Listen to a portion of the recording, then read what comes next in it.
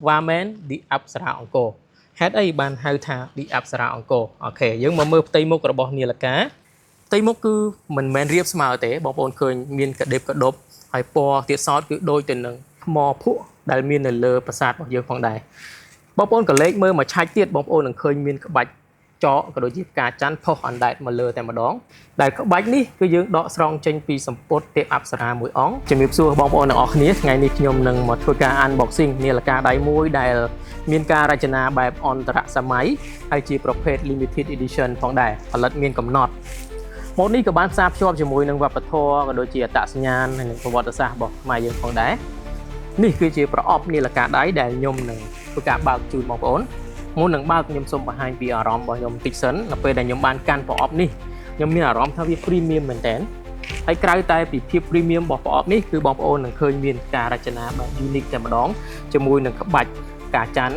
ក្បាច់ចកក៏ដូចជាក្បាច់រំដួលក៏ដូចជាដៃរបស់អប្សរានិងប្រាសាទកវត្តរបស់យើងផងដែរគឺមើលទៅ detail ស្អាតមែនទែនសូម្បីតែក្បាច់នៅនេះគឺយើង print UV ផុសស្អាតយើងដាប់ទឹកមាសគឺមើលទៅប្រណិតមែនទេនាឡិកាដៃនេះគឺយើងបានផ្ចិតផ្ចង់រយៈពេលជាង2ឆ្នាំទៅហើយជាលទ្ធផលគឺយើងទទួលបានគុណភាពមួយដែលយើងពេញចិត្តមែនទែនទៅលើនាឡិកាដៃមួយនេះតោះអញ្ចឹងកុំឲ្យបងប្អូនចាំយូរខ្ញុំនឹងធ្វើការបើកប្រអប់នេះទាំងអស់គ្នាតែម្ដង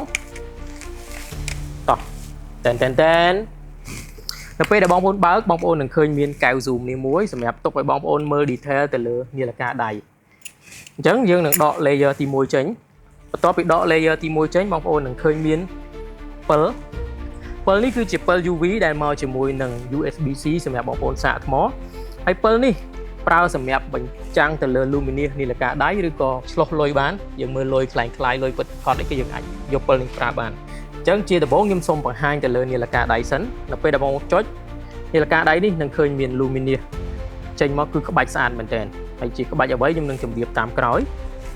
បន្ទាប់ពីហ្នឹងខ្ញុំនឹងបង្ហាញទៅលើ folder មួយនេះមុនទាញមកបងប្អូននឹងឃើញ folder មួយ folder នេះគឺស្អាតមែនទែន premium ជាមួយនឹងការអុកទឹកមាសបកខាងក្នុងបងប្អូននឹងឃើញមានសភៅណែនាំមួយសភៅណែនាំនេះគឺប្រាប់ពីការប្រើប្រាស់នាឡិកាដៃនេះផងដែរមានទាំងភាសាខ្មែរនិងភាសាអង់គ្លេសគឺយើងបានត្រៀមរួចជាស្រេចសម្រាប់បងប្អូនទាំងអស់គ្នានិងមួយស្លឹកទៀតគឺនិយាយអំពីប្រវត្តិអប្សរាអញ្ចឹងប្រវត្តិអប្សរាគឺមាននៅក្នុងប្រមាណបន្ទាត់នេះគឺយើងសង្ខេបនៅក្នុងនេះផងដែរឥឡូវងាកមកដល់នាឡិកាដៃដែលជារឿងរបស់បងប្អូនចង់ដឹងនាឡិកាដៃនេះគឺមានឈ្មោះថា Wamen the អប្សរាអង្គរហេតុអីបានហៅថា the អប្សរាអង្គរអូខេយើងមកមើលផ្ទៃមុខរបស់នាឡិកាផ្ទៃមុខគឺមិនមែនរាបស្មើទេបងប្អូនឃើញមានកដេបកដប់ហើយពណ៌ទៀតសោតគឺដូចទៅនឹងថ្មភក់ដែលមាននៅលើប្រាសាទរបស់យើងផងដែរបងប្អូនក៏លេខមើលមកឆាច់ទៀតបងប្អូននឹងឃើញមានក្បាច់ចកក៏ដូចជាផ្កាច័ន្ទផុសអណ្ដែតមកលើតែម្ដងដែលក្បាច់នេះគឺយើងដកស្រង់ចេញពីសម្ពុតទេពអប្សរាមួយអង្គដែលឃើញមាននៅប្រាសាទអង្គរវត្តនៅរួតបាកានជាន់ទី3ដែលបងប្អូនដែលបានទៅលេងរួតបាកានបងប្អូននឹងឃើញមានទេពអប្សរាមួយអង្គដែលមានក្បាច់នេះផងដែរដូចខ្ញុំដាក់ reference ជូនបងប្អូនអញ្ចឹងផ្ទៃមុខនេះនៅពេលដែលបងប្អូនយកពិលយកមកបញ្ចាំងបងប្អូននឹងឃើញក្បាច់ហ្នឹងគឺផុសអណ្ដែតឡើងតែម្ដងស្អាតមែនតើបងប្អូនផ្ទៃមុខក៏យើងមានឃើញថ្ងៃទីក៏ដូចជាក្របលេខម៉ោងក៏ដូចជាក្បាច់តបកឈូកនៅជុំវិញផងដែរអញ្ចឹងនេះគឺជាក្បាច់ដែលយើងចូលទៅក្នុងនាឡិកាដៃបើយើងក៏លេខទៅមើល bezel ខាងលើក៏ដូចជាតួទាំងមូលបងប្អូននឹងឃើញក្បាច់ដែលយើងបានឆ្លាក់នៅលើនេះក្បាច់ទាំងអស់សុទ្ធសឹងតែជាប្រភេទក្បាច់អង្គរប៉ុន្តែយើងបានបំបែកនៅក្នុងទម្រង់ផ្សេងៗគ្នាកន្លះនេះគឺប្រភេទក្បាច់អង្គរប៉ុន្តែបំបែកនៅក្នុងទម្រង់បន្ទុយហង្សអញ្ចឹងទៅបងប្អូនចំណែកឯខ្សែវិញបងប្អូនយើងក៏បានបង្កប់ជាមួយនឹងក្បាច់ចកក៏ដូចជាក្បាច់ផ្កាច័ន្ទដើម្បីឲ្យប្រទាក់ស៊ីជាមួយផ្ទៃមុខដែលយើងបានដាក់ថាជាក្បាច់អប្សរានៅលើនេះផងដែរផ្ទៃខាងក្រោយនៃនាឡិកាដៃបងប្អូនផ្ទៃខាងក្រោយបងប្អូននឹងឃើញជាប្រភេទម៉ាស៊ីនអូតូម៉ាទិកដែលមានក្បាច់អង្គរដែលបំបែកក្នុងទម្រង់ស្លឹកពោធិ៍ជាមួយនឹងក្បាច់អង្គរនេះទៀតសោតដែលបានដាប់ទៅលើប៉ោលនាឡិកាដៃមើលទៅតាក់ទាញមែនទែនហើយជាប្រភេទម៉ាស៊ីនអូតូម៉ាទិកបងប្អូនក៏នឹងឃើញពាក្យថា limited edition ការផលិតមានកំណត់ផងដែរអញ្ចឹងម៉ូដនេះគឺពិសេសមែនទែន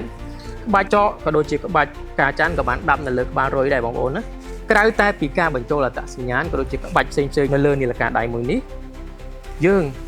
ក៏មិនភ្លេចនៅការបំពាក់នៅ material ល្អៗជូនបងប្អូនដែរដូចជាកញ្ចក់ sapphire crystal ធន់នឹងការស្កូតក្នុងកម្រិតខ្ពស់មែនទែនតួគឺជាប្រភេទលោហៈ stainless steel សុទ្ធ ដែលពាក់យូរយ៉ាងណាក៏ដោយអត់ច្រេះអត់ស្នឹមទេយើងមានអាវក្រោះការពារទឹករហូតដល់100ម៉ែត្រសម្រាប់បងប្អូនក៏ដូចជាការធានារហូតដល់3ឆ្នាំសម្រាប់ម៉ាស៊ីនគឺយើងជ្រើសរើសម៉ាស៊ីន NX35 របស់ក្រុមហ៊ុន Seiko ដែលជាក្រុមហ៊ុនដ៏ល្បីដើម្បីធានាឲ្យបាននូវការប្រើប្រាស់យូរអង្វែងជូនបងប្អូនផងដែរបាទអរគុណសម្រាប់ការទស្សនាវីដេអូមួយនេះហើយកុំភ្លេចទិញឈុតនេះបងប្អូននឹងទទួលបានប្រអប់ដ៏ luxury ក៏ដូចជា set ទាំងមូលនេះតែម្ដងបាទអរគុណសូមជម្រាបលា